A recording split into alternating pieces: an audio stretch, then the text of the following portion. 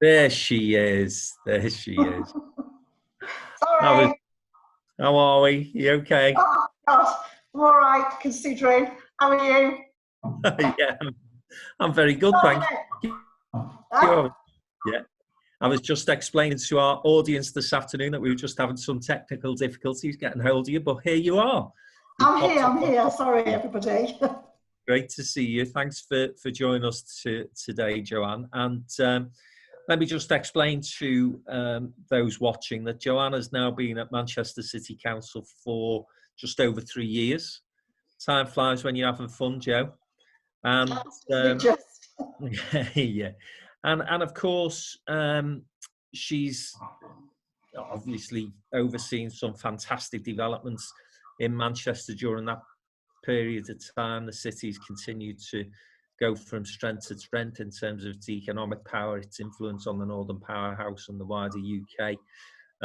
But equally, there's been some significant challenges. So we had the tragedy of the Manchester Arena bomb not long after Joanne had actually come into post. Now we've got the COVID crisis, and there've been a number of incidents surrounding MIPIM, a little bit more light-hearted, I have to say, which we may have a discussion on a little later on. But Joe, first, let me start by saying welcome formally. And let me just ask you what those first 3 years have been like, because obviously you're an experienced chief executive, but I don't think there's anywhere quite like Manchester, is there? There isn't anywhere like Manchester. That's absolutely true. It's been full on since that sort of first 4 weeks into the job and the arena bomb incident, as you said. And I've always said that whilst that was without doubt the worst time in my professional and possibly my personal life actually for quite some time, I also got to see the heart of Manchester in a way that nobody could have explained to me what Manchester was really like. But living through that experience and seeing how the city responded, how every part of Manchester comes together and does what's right for the city, whatever is thrown at it, the strength of the partnerships, the strength in our communities, the resilience of this place, it's never left me.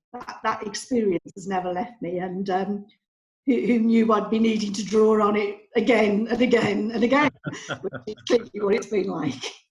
Yeah.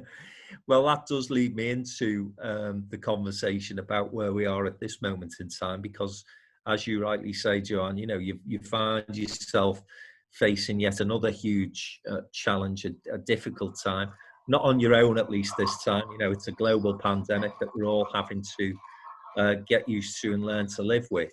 But again, I think what has been demonstrated across the north, but in Manchester particularly, is this power of a city that comes together, that begins to collaborate and has in place already a very strong infrastructure of those public-private sector partnerships, which has served the city so well for many years now. And that's really come to the fore over the past few weeks, hasn't it? Definitely. I was thinking about this session over the weekend, and a quote came to me. I'm sorry, I can't remember who it was who said it, but the quote is that anyone can lead when a plan is working. The best lead when a plan isn't working. And I think it made me smile because that's what we've had to do here, isn't it? We have had to respond locally to what needs to happen here to make a national plan work. And I think those first couple of weeks when we didn't really know the extent of what we were dealing with, but we responded very quickly. There's a report at the council's executive meeting on Wednesday, which sort of gives some flavour really about how we had to respond in those first few weeks. And I was looking at it at the weekend and thinking, bloody hell. I'd almost forgotten the extent of which it was so full on, but it wasn't just us, it was everywhere. You know, I was thinking about, we had 10,000 vulnerable people in this city. When we went into lockdown, we had 10,000, they're called shielded people, people with health conditions or vulnerabilities, and we had to galvanise food and medicines and logistics and support for those 10,000 people.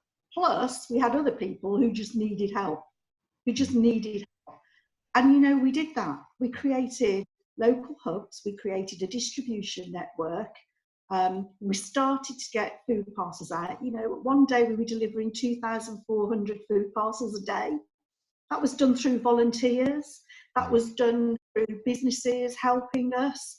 It was done with us working collaboratively with the army and with government. But, you know, that was just incredible. And at the same time, I think sometimes people don't always realise that the City Council is a business in its own right. Yeah. I employ 1,000 staff.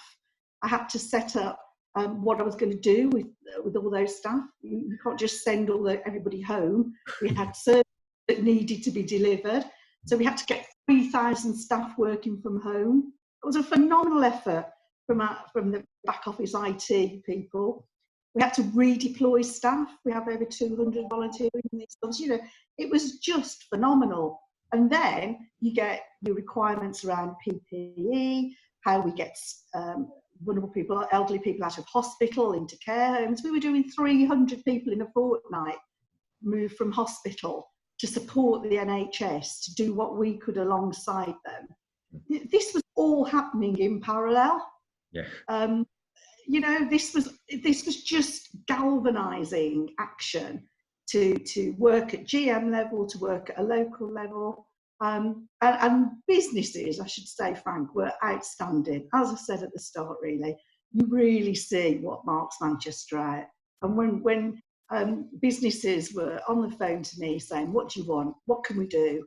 We'll bring in food. We can source PPE. We can deliver for you. It was just phenomenal, really.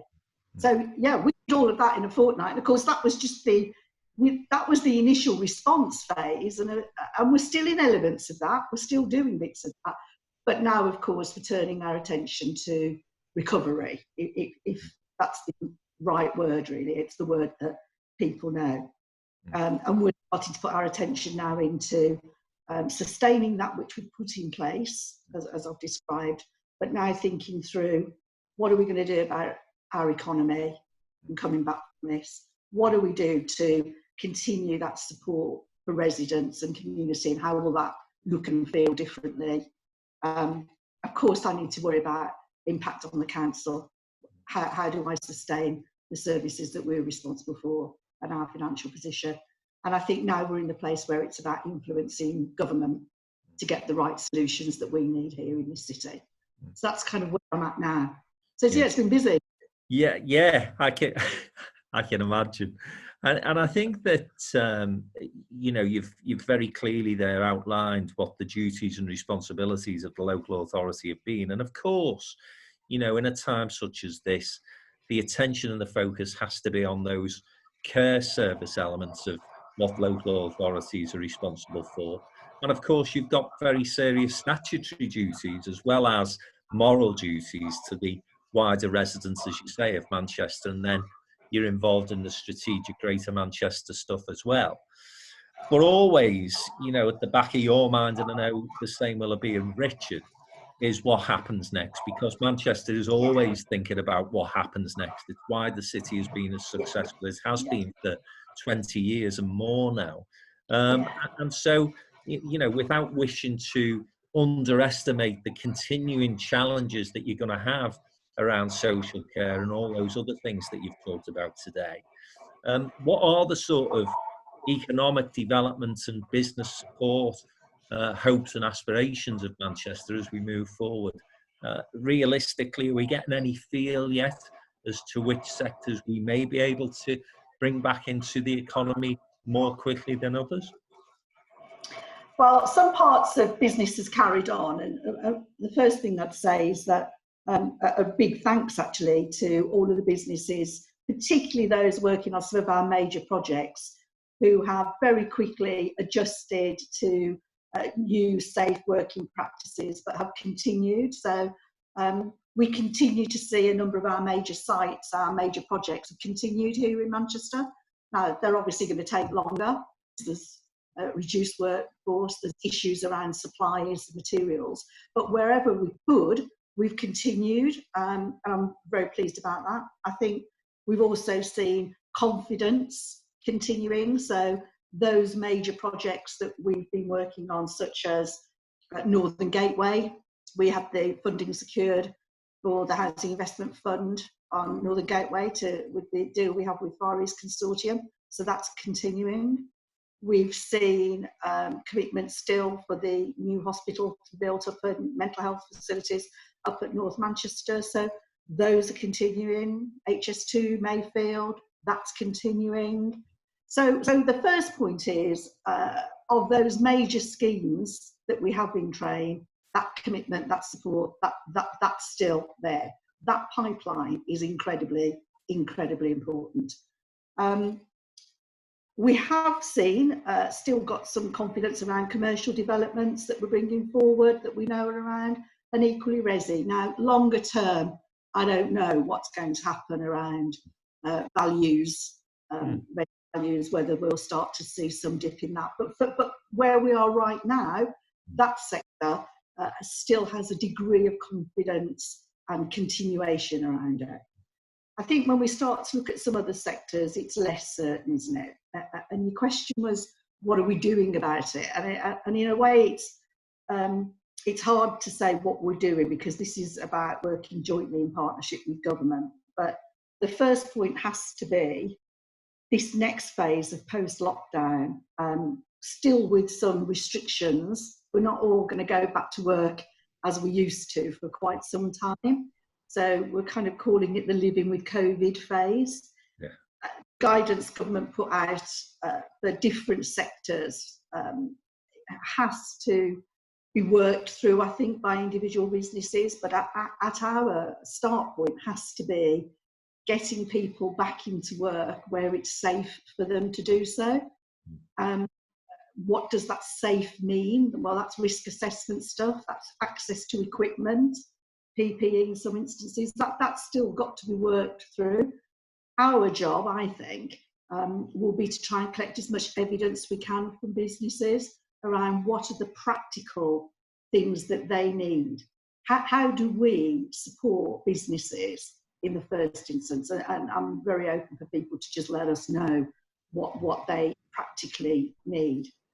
Some of the things we've been thinking about is obviously schools. How do I get my schools open safely to enable people to come back to work? What are we going to do about transport? So that's working with Greater Manchester. How do we bring back confidence for the public to come back to work? It's not just in the workplace, is it? It's getting to the workplace. Yeah. We've also enjoyed a little bit of clean air, no traffic around. You know, there's a lot of people thinking, is this going to be a lifestyle adjustment? Yeah. And we've still got our, carbon reduction commitments, our zero carbon targets. So I think we don't particularly want to see a rush back to work where everybody gets in their car. Mm. That isn't the solution. So how can I start to create better ways to get to work that is manageable, that is more sustainable? So we've just announced in the press some changes that we want to make to Deansgate, to pedestrianise areas of Deansgate. That's to make it easier to walk around with more space in the city. It's also to see if we can trial the less use of cars in the city centre point. We've got proposals to do more about place shaping, and that's longer term thinking around our place and what we want to do. I just think for businesses though, right now, it's how do we build public confidence, come back to work through it's safe to be at work, and that's going to need businesses to make their own adjustments. But I think we've also got to be honest and say there are certain sectors where I think we're really worried about their sustainability, their long term. This morning, I was looking at the grants we've paid out. So we've paid out about 57% of the cash that we were given, but we've pretty much paid out all of the applications that were eligible. So there's something here about either are all businesses taking advantage of the grants they've got, or is there a real issue about the businesses that we've got not being eligible for the grant scheme as it currently stands. So I think one of my priorities right now is to work with government to try and get local flexibility on sustaining businesses. There are a number of sectors, clearly leisure, hospitality sector is of concern for us, as they're probably going to be the sector that will be hardest hit by virtue of being closed for the longest time. But I think we've also got a big challenge here for our culture, our cultural industry sector. It's Manchester's USP, isn't it? It's one of the most fantastic things about this city alongside Liverpool, that we're thinking, hang on a minute, this is in our DNA. Yeah. We don't want these businesses to go. So we've got to really work through that sector, I think, and talk to government some more about bespoke packages around sustaining our cultural industries. So the kind of things, and it's difficult to be generic about. What we need is individual sectors to tell us what they need, I think. And I think that's probably going to be music to a lot of people's ears, Joanne, that, you know, that engagement with business is as important as it ever is to Manchester. And obviously, you know, the council has been good at listening to business and responding in the past, and I'm sure that'll continue in the future. But I think the other point that you made a little bit earlier in the conversation was that the city council is a business as well. And of course, you've referenced a couple of times, you know, some money that has been made available or will be made available from the government to support Manchester's business community. But then I had a quick glance at some of the settlements which are being suggested for cities. And let me be polite and say, it doesn't appear to me to be particularly generous at the moment. And I'm just wondering whether there is anything that the business community can do to support the council in the conversations and negotiations you'll be having over the next few weeks about those budget settlements. Oh, definitely. We can't do anything about the economic recovery of this city without a functioning local council. It has to underpin the economic revival of the place, as we've proven previously. Look at the history of Manchester and what we've been. That confidence council that is able to invest in and take equity stakes in some businesses where it's appropriate, the airport being an example, the way in which we've been able to use our resources to support businesses, jobs, skills, training, all of those things happen because you've got a fully funded council behind the city.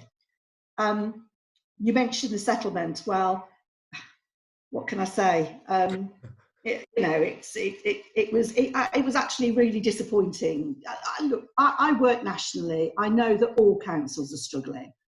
This isn't an argument about us versus London or us versus a shire council. That's not the space we need to be in. We need all local government adequately funding.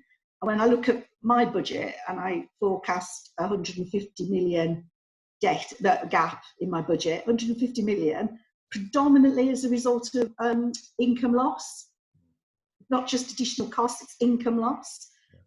We've got to get into a proper long-term funding settlement for local government that puts us on a stable footing in order for us to be that partner that we need to be with businesses to drive the economic recovery. I would add, however, that if you look at that last round of funding that came out, which was small beer really in terms of, it all helps, but it was small money in terms of the scale of the gap, as I've said.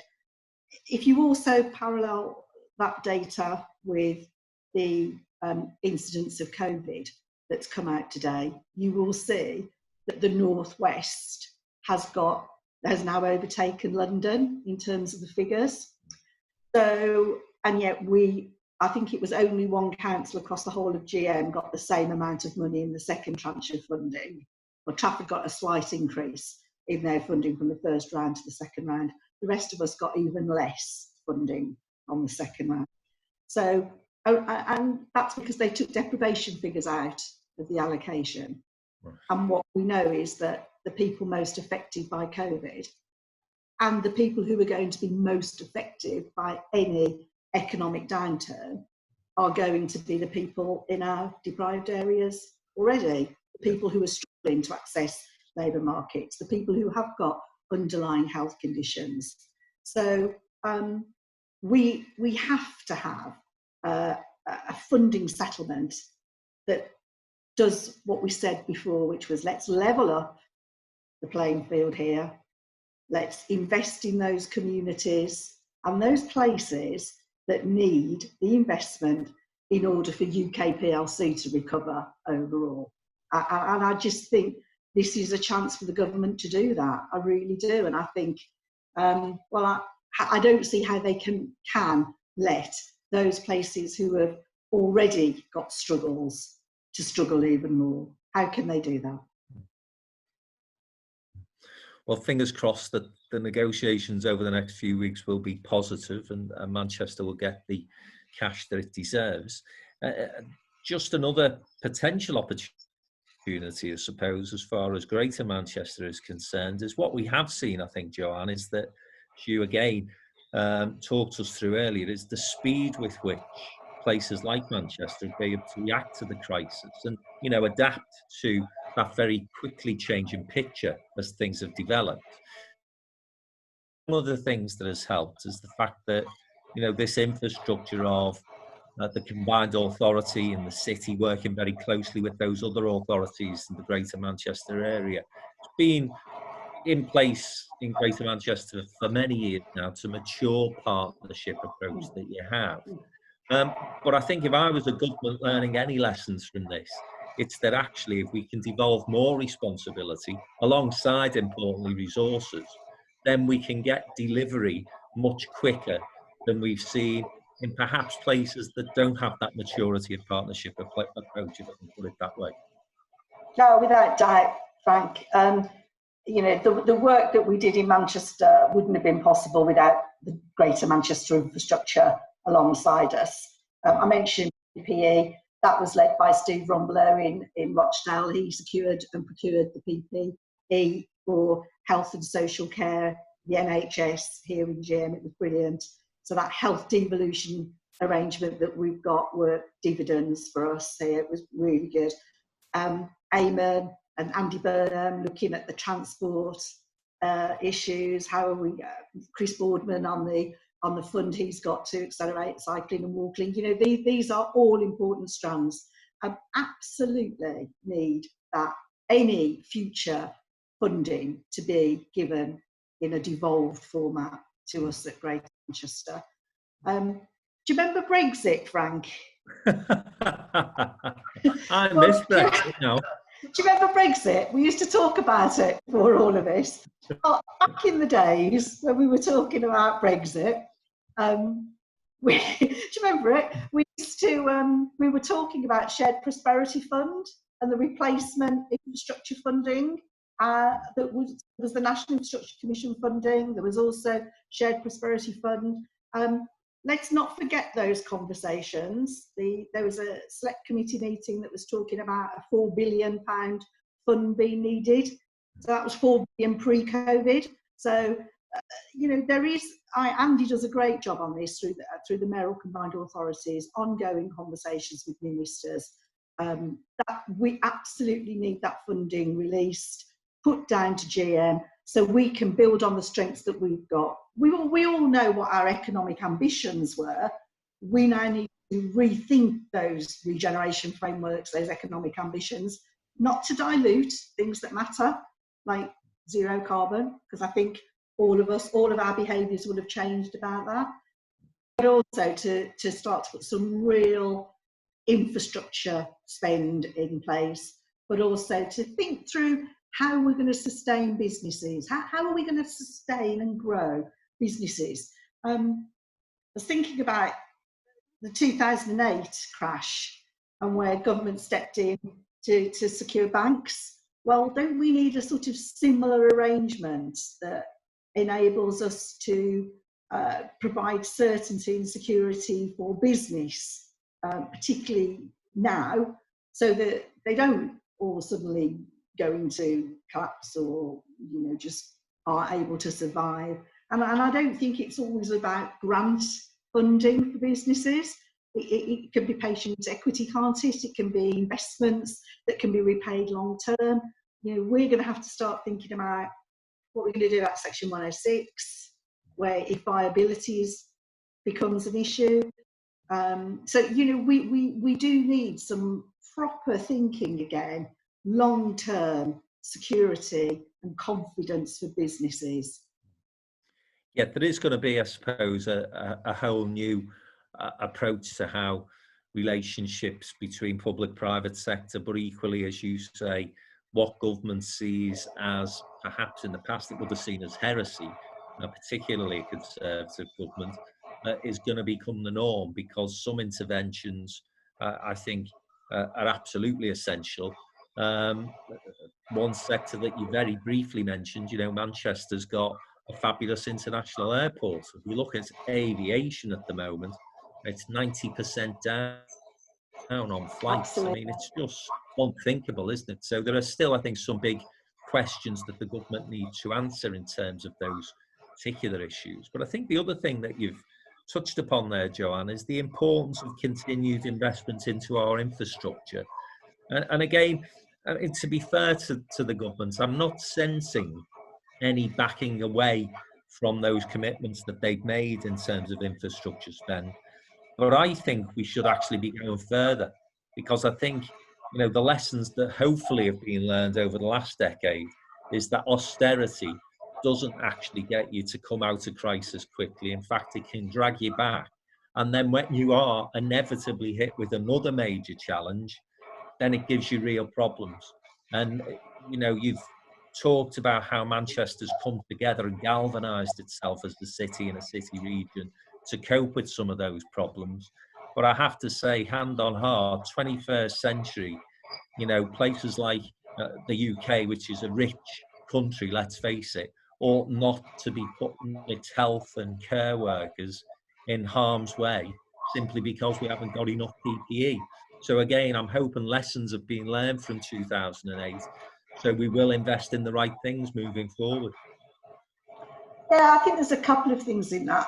I do want to see the infrastructure commitments stuck to. I think there has been I mean, we did get the Housing Investment Fund away, which was not an insignificant amount of 51 million.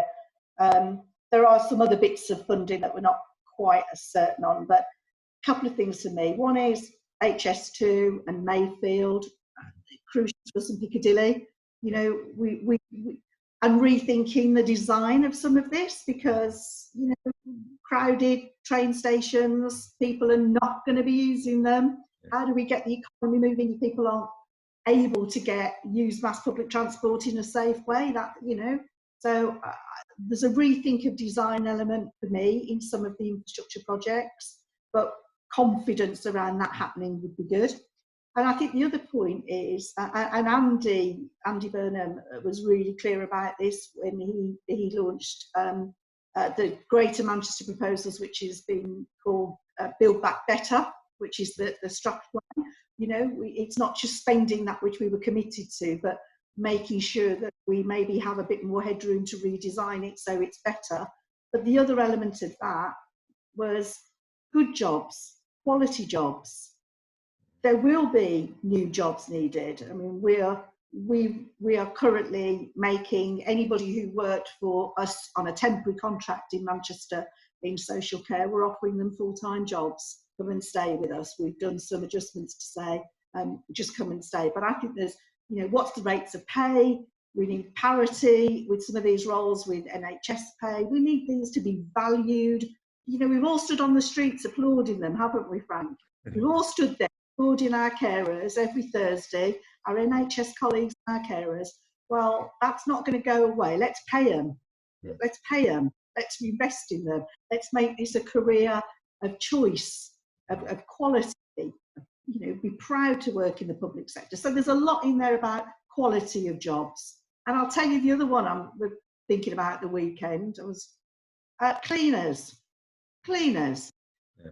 Our lives are going to depend on good quality, frequent cleaning. As much as the masks and the gloves and the social distancing. How do we treat our cleaners? What do we pay cleaners? Yeah. What terms and conditions? Cleaners on 0-hour contracts? It's no. Let's part of building that better in Greater Manchester surely has to be about valuing those types of jobs, all types of jobs.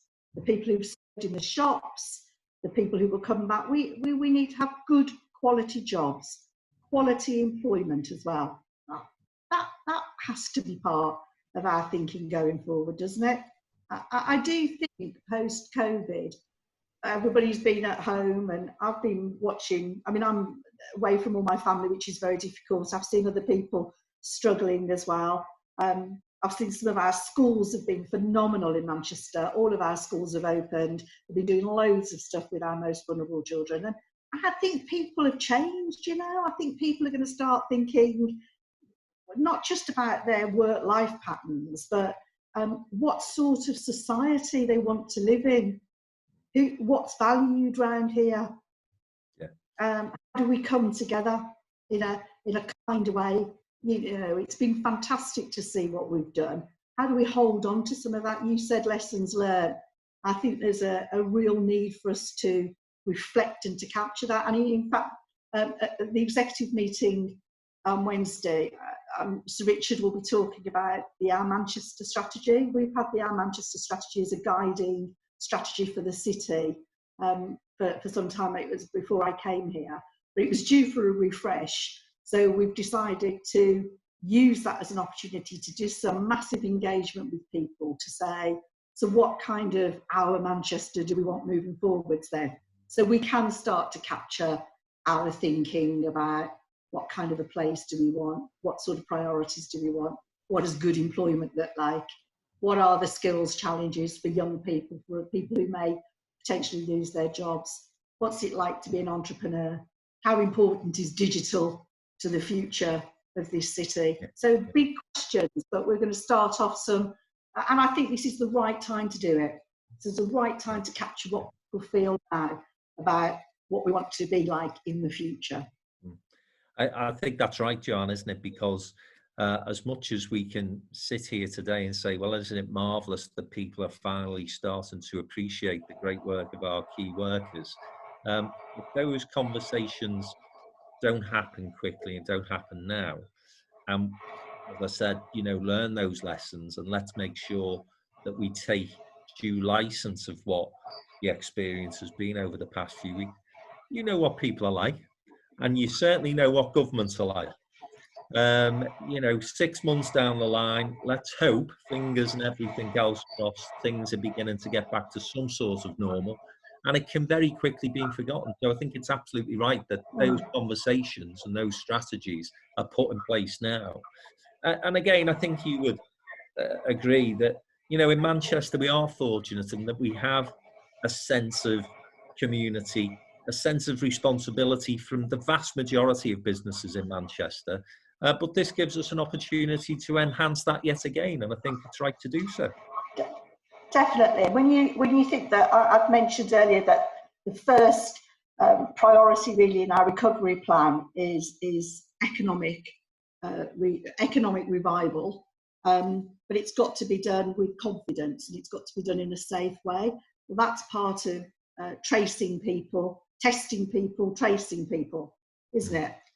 You talk about partnerships. Well, we've got one of the busiest testing stations is at the Etihad. So Etihad have made themselves available for us to have a drive through there. That's amazing. The airport have got the other testing station there. That's fantastic. we're able to, so anybody who is symptomatic or concerned can log and go to these local testing stations. University is working with us in terms of getting those results quick. Health Innovation Manchester working with us to work through how tracing will work. So these are important pillars to build that public confidence, to build business confidence, to get us back in. So you think about that network we have: Health Innovation Manchester, universities, businesses, local authorities. Our ability to pick up the phone and speak to each other and make things happen quickly is what knits us together here, and it is what underpins our recovery. You've rightly identified culture as being a big part of Manchester life, and obviously being a Scouser, I will always say that the capital of culture is Liverpool, but nonetheless I've spent many an hour that are enjoying myself in the great city of Manchester as well.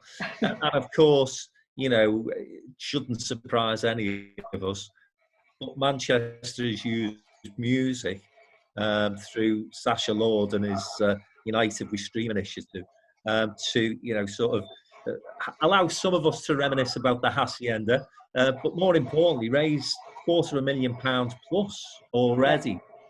That's just been such a great initiative, Joanne, hasn't it? Oh, brilliant. And it's just Manchester at its best, isn't it? So doing what he does well, doing it in a different way, bringing us all together. I loved it. I absolutely loved it. I'm incredibly glad that there wasn't a two-way camera watching us all dancing pajamas. I'll speak for myself. But yeah, that's the kind of thing, isn't it, that you say, those events. We have something else coming up that we're trying to put together as well later on in the month. These are important. I was blown away by my library staff, who all working remotely, but decided that they'd start to put all their library events online and give access to the library. We've got plays going out, we've got theatre going out, we've got so much happening. As much as we can, really, shifting it onto a different platform, thinking differently about how we provide stuff. And we've already started to think through, well, what about Manchester's International Festival then? What's that going to look like? How do we maybe do something different, and think through what we can build on that? I agree. Culture for me is often underestimated by some when they talk about economy.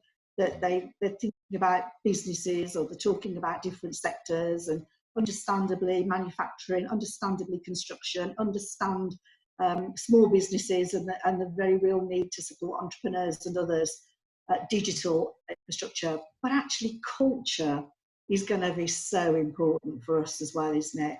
It's going to be so important that we get that as much as that's sustained as fast as possible, even if it has to be delivered in a different way. I would say it's probably up there as one of my top worries right now. And as you'll be seeing your football as well, of course. Yeah, well, yeah. Well, yeah, I'm not too bothered about this season being finished, but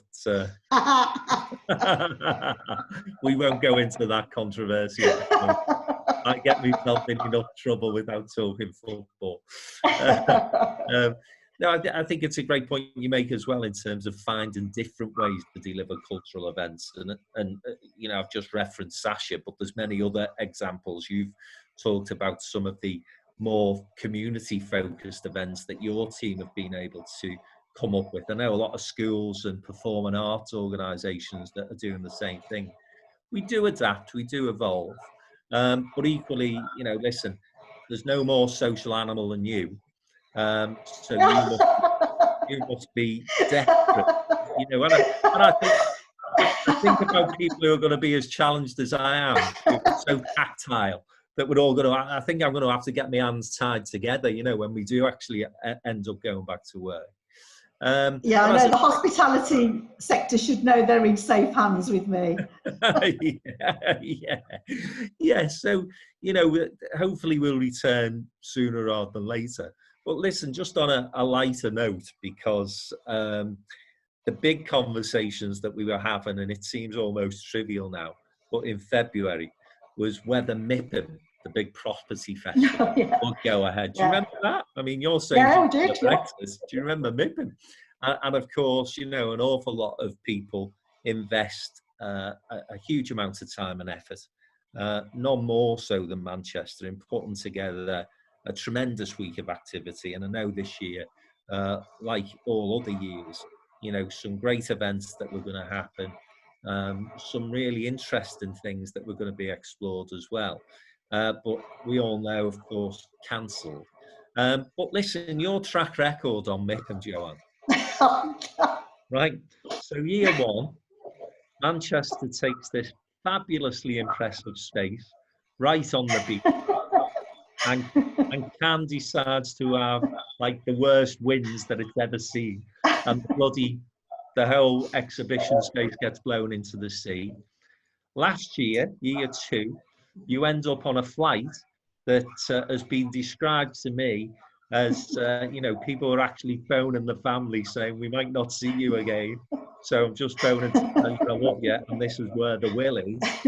And, you know, people are still dining out on the story of that particular flight that the Manchester delegation, or many of you, were on. And then this year we have bloody COVID. Are you just jinxed when it comes to MIPIM, Joanne? I'm seriously beginning to worry about if Richard's ever going to let me go to MIPIM ever again, because you're absolutely true. My Manchester MIPIM experience has been anything but straightforward. I'd like to say it's always been good when I've eventually got there.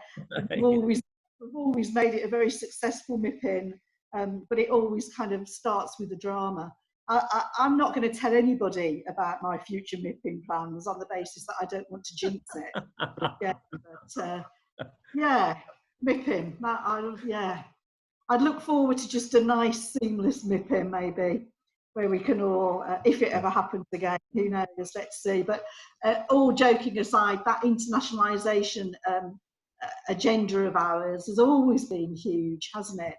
You know, twinned with Wuhan, who by the way have been great with us. Wuhan's Manchester's twin city, and all through kind of the COVID, they were sharing information and intelligence and data and staying in touch. So, and the airport is so important to us. Our overseas students, so important to the university, so important to the economy. So we joke about the MIPIM catastrophes that I've been associated with, but I really do want us to get back soon to that international dialogue, even if it has to be done in a different way. The building those international relationships, the sustaining of those connections are going to be crucial going forwards. And if I'm the jinx, I'll get somebody else to do it as long as it happens.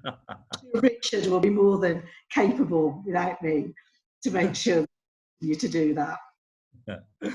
But I think, you know, again, on a serious note, what Manchester has managed to do through its MIPIM delegation is bring together a community of property investors and property developers, construction, architects, you know, the whole range of people who operate in that industry have formed a Manchester family within a family, I suppose. And of course, what we have done in the run-up to MIPIM is working with Claire Hewitson and Pat and others, is bring those people together. So that network was developing quite nicely. There's no reason at all, is there, Joanne, that, you know, when we do get back into work, we can continue that at least, so that people are sharing experiences, problems, and hopefully coming up with some collaborative solutions. Yeah, I do think there'll be some form of MIPIM connections at some point. If we have to make it digital, let's do it. But yes, it's strong in Manchester, really strong. And as I've said, in many ways, I've spoken to just as many businesses through the last few weeks as ever, really, because we needed each other. We've stayed in touch with each other. That's not going to go away. The other point, though, is we've always worked collaboratively with our other core city colleagues at MIPIM as well. So, you know, we've always done a Liverpool, Manchester, a Manchester Leeds. we've done London, Manchester, you know, and again, that's an important element of what we do. So that connectivity between the cities point is also going to be really strong. It's going to, and you started by talking about Northern Powerhouse. Well, that hasn't gone away. I've mentioned the need for us to have an equal level playing field. Levelling up was a government ambition. Well, it's never going to be more needed than post-COVID investment requirements, is it? So we have to keep banging that drum about what we need in the north to not just recover, but to build back better, as Andy said, to be even better.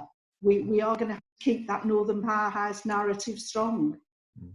And I think I had a conversation a few days ago with Roger Marsh, who chairs the MP11 group. I'm sure you know Roger well. And, Indeed. you know, he came up with a line which I thought was a good one. You know, I think in the past, and this is not necessarily the case with Manchester, I have to say, but with many cities in the north and many towns in the north, it's almost as if we go to Westminster asking them to solve the problem of the north, when actually, you know, what Roger was saying is we need to create a narrative now, don't we, which is actually saying to government, here's the solution. The Northern Powerhouse can be part of, a big part of, the solution to this financial and economic crisis that we're facing. Yes, you're right. And our view has always been to come forward with the solutions. That's, you know, through Greater Manchester and through Andy. It's always been about us doing the evidence and the analysis as well. So we listen to what businesses are telling us, working through what we need and which we know will work, and then presenting it to government.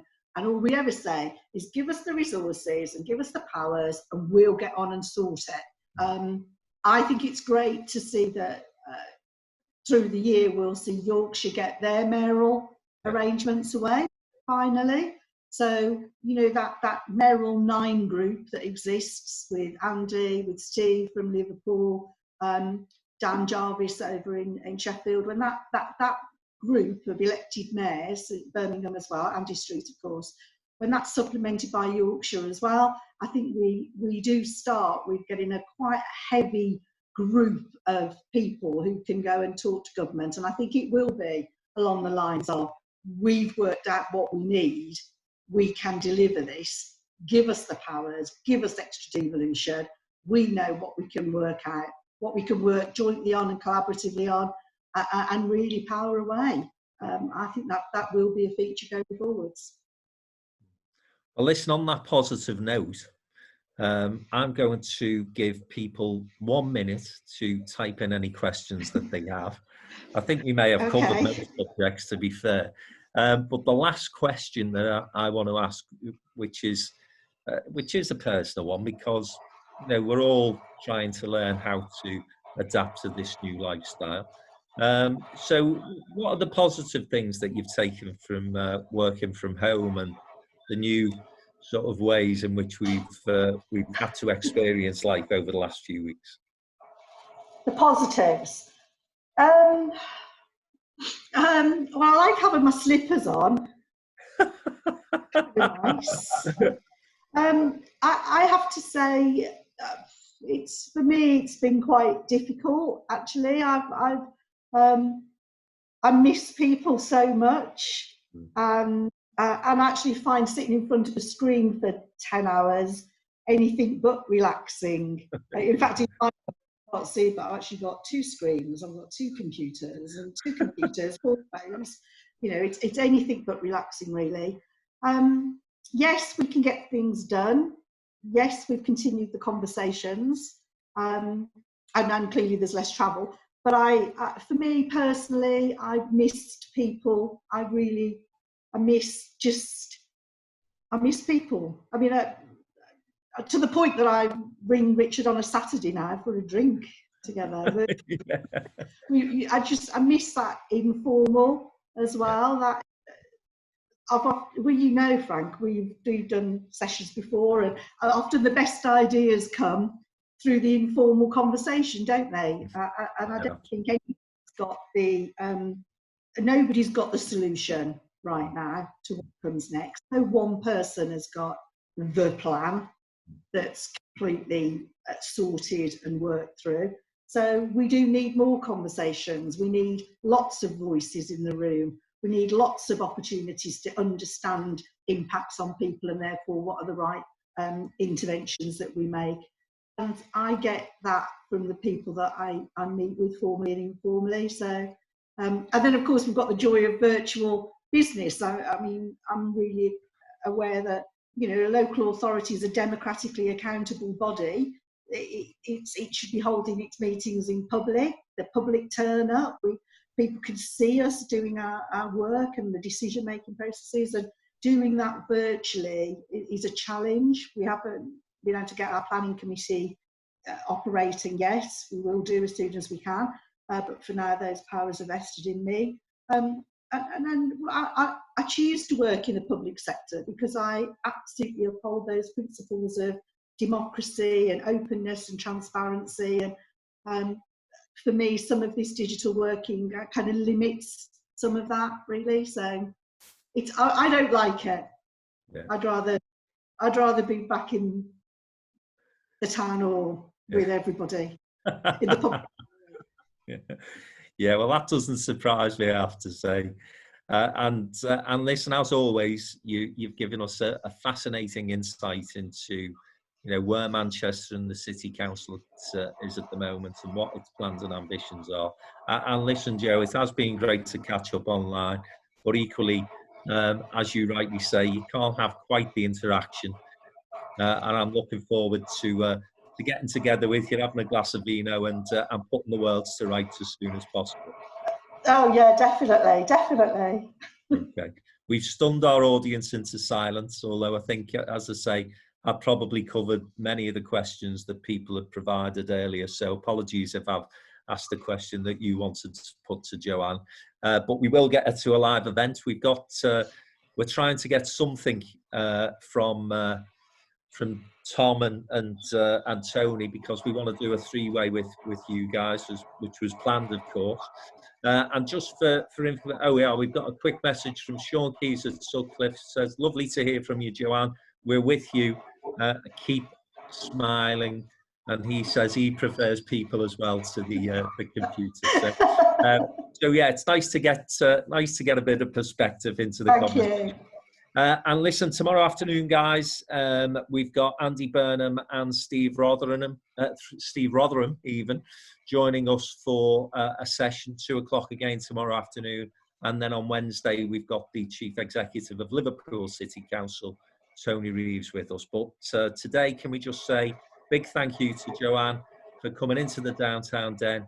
And as I say, I can't wait to see you in the flesh in the not too distant future.